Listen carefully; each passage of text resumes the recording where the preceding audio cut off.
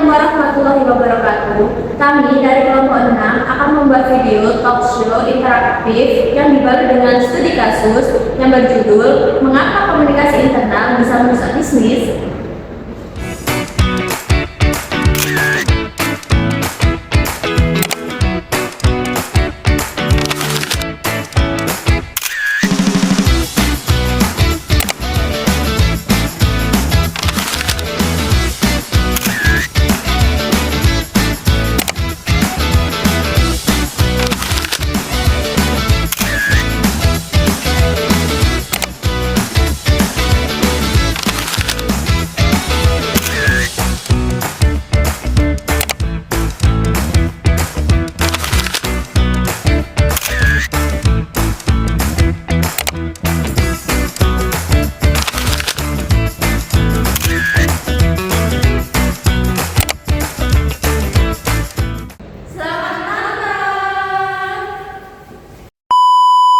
Halo semuanya, selamat datang di program Bisnis Update. Bayangkan Anda memimpin sebuah perusahaan dengan modal miliaran rupiah, produk yang inovatif, dan tim yang jenius. Tapi tiba-tiba dalam waktu 6 bulan perusahaan itu bangkrut. Apa ya penyebabnya? Produk gagal atau kompetitor? Ternyata bukan. Penyebab utamanya adalah sesuatu yang sering dianggap sepele, seperti komunikasi internal yang rusak. Betul sekali Cantika, banyak yang berpikir kalau komunikasi itu bukan cuma soal ngobrol. Padahal menurut data statistik industri, lebih dari 70% kegagalan proyek di perusahaan disebabkan oleh miskomunikasi internal. Hari ini kita kedatangan dua pakar luar biasa, yaitu Salsa dan Devi. Serta kita akan membedah studi kasus dari hancurnya sebuah startup bernama TechSwipe. Terima kasih Arta Cantika. Ya, banyak pembisnis lupa kalau komunikasi internal itu adalah darah dalam organisasi. Begitu darahnya tersumbat atau beracun, seluruh badan bisnis akan mati. Dan dampak psikologisnya ke karyawan itu luar biasa, mulai dari demotivasi sampai tingkat turnover yang melonjak tinggi. Kita akan bahas tuntas hari ini. Mari kita lihat apa yang terjadi di TechSwipe 3 bulan lalu. Jevinta, sang atasan, baru saja mengambil keputusan besar untuk mengubah arah produk perusahaan secara mendadak.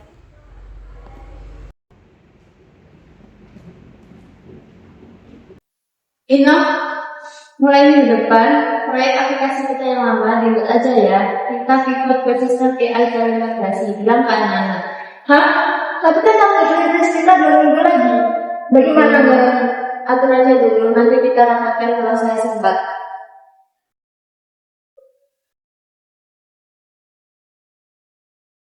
Entah, sebelum perjalanan kemarin atasan sudah posisi AI di depan. Loh, ya gak bisa gitu dong. Kami ini udah kerjaan ini sampai lembur dalam sampai sebulan buat bisa nyelesain deadline. Terus habis itu diubah saja.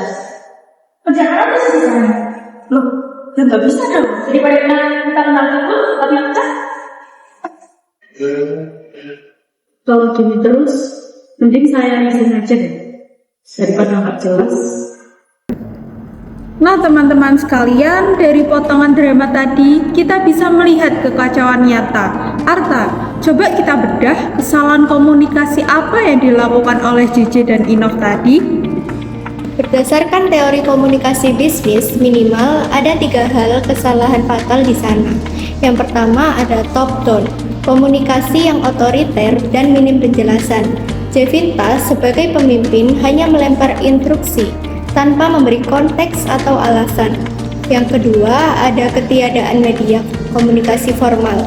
Kebijakan krusial hanya disampaikan secara verbal di lorong kantor, bukan melalui town hall atau email resmi. Yang ketiga, ada mute employees. Karyawan seperti Anissa merasa suaranya tidak didengar, yang memicu frustasi. Wah, menarik sekali. Sekarang kita meminta pandangan dari sudut pandang pakar. Kak Salsa, bagaimana perubahan mendadak tanpa komunikasi yang jelas ini bisa langsung merusak metrik bisnis? Dampaknya masif. Cantika, pertama, finansial. Waktu dan tenaga yang sudah dibayar perusahaan untuk proyek lama terbuang sia-sia. Yang kedua, efisiensi operasional. Ketika Inov gagal menjelaskan dengan detail karena dia sendiri tidak paham, jalannya proyek baru pasti akan lambat dan penuh error. Komunikasi yang buruk menciptakan silo mentality di mana tiap divisi jalan sendiri-sendiri tanpa arah. Kalau dari sisi psikolog kerja dan budaya organisasi, bagaimana Kak Devi melihat posisi Anissa tadi? Yang dialami Anissa itu disebut burnout yang dipicu oleh ketidakpastian. Manusia itu secara psikologis butuh rasa aman dan prediktabilitas dalam bekerja. Ketika komunikasi internal rusak, kepercayaan kepada manajemen itu menjadi runtuh. Begitu trans hilang, motivasi kerja turun, absensi meningkat, dan puncaknya adalah talent drain karyawan-karyawan terbaik. Anda akan mengundurkan diri berjamaah. Jadi, kalau situasinya sudah terlanjur rusak seperti di Stage 5, langkah konkret apa yang harus diambil oleh seorang leader? Kuncinya adalah transparansi dan dua arah. JJ sebagai atasan harus mengadakan first backlog. Jangan cuma memberi perintah dari atas ke bawah, tapi buka ruang untuk komunikasi diagonal dan horizontal. Dengarkan masukan dari tingkat bawah seperti Anissa yang mengeksekusi lapangan. Betul dan penting untuk menerapkan kepemimpinan yang empatik sebelum melempar strategi baru. Akui dulu kerjasama tim pada proyek sebelumnya. Sampaikan komunikasi dengan empati, jelaskan tantangan perusahaan secara jujur. Mari kita panggil kembali perwakilan tim Stage 5 untuk melihat bagaimana jadinya jika solusi ini diterapkan. Selamat pagi, Inov, Anissa. Pagi, Bu. Pertama-tama, saya ingin mengucapkan terima kasih atas kerja keras kalian selama proyek kemarin. Saya tahu kita harus mengubah arah ke sistem AI secara mendadak karena tuntutan pasar yang berubah cepat. Saya minta maaf karena kemarin menyampaikannya terburu-buru. Baik, terima kasih Bu atas penjelasannya. Dari sisi operasional, kami butuh kejelasan lini masa baru dan mungkin ada tambahan resource karena ini sistem baru. Jujur, kemarin kita itu sempat bingung, Bu. Tapi kalau memang tujuannya jelas untuk pivot bisnis agar kita bisa bertahan, kita siap untuk mendukung. Boleh kami minta waktu 3 hari untuk riset modul AI-nya sebelum menetapkan deadline? Tentu Anissa, silakan susun anggarannya bersama Inov. Kita diskusikan lagi di hari Jumat. Tim perubahan saya selalu terbuka jika ada Wah, luar biasa. Perubahan cara berkomunikasi ternyata mengubah total atmosfer kerja dan hasil bisnisnya ya. Kesimpulannya, komunikasi internal bukanlah sekedar formalitas HRD. Ia adalah fondasi strategi bisnis Anda.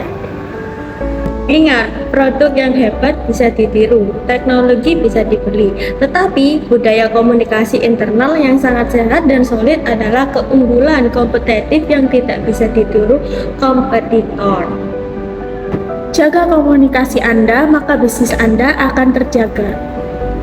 Saya Cantika bersama Arta, Salsa, dan Devi dan seluruh tim Stage 5 lainnya pamit undur diri. Sampai jumpa di episode berikutnya dan mari bangun komunikasi bisnis yang lebih sehat.